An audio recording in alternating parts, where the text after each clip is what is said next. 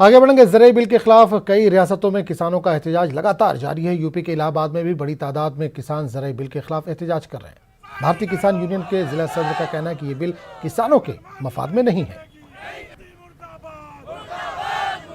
किसानों के पक्ष में जो सरकार कह रही है कि किसानों के पक्ष में हम 3 अध्यादेश लाए हैं, उसी अध्यादेशों का विरोध है, क्योंकि वो जो कह रहे हैं उनके कथनी और करनी में अंतर है। उनका कहना है कि ये तीनों अध्यादेश किसानों के हितैषी है, लेकिन ये तीनों अध्यादेश मैं आपको बता दूं कि किसानों की हितैषी ने किसानों के विरोध में लाया गया है। ये देश के 90 करोड़ किसानों के सम्मान की बात है कि देश के 90 करोड़ किसानों के सम्मान के साथ खेला जा रहा है। क्योंकि गवर्नमेंट 3 जो विधेयक पास किया है वो किसान के हित में नहीं है, इसलिए इसका पुरजोर विरोध पूरे भारतवर्ष में किसान हर जगह कर रहा है। राष्ट्रीय आह्वान पर हम लोग बिल्कुल लड़ाई लड़ने के लिए तैयार हैं। अगर किसानों के हित में अगर काम सरकार नहीं करेगी तो हम इस आंदोलन को बढ़ाने का काम करेंगे, इससे पीछे नहीं हटेंगे।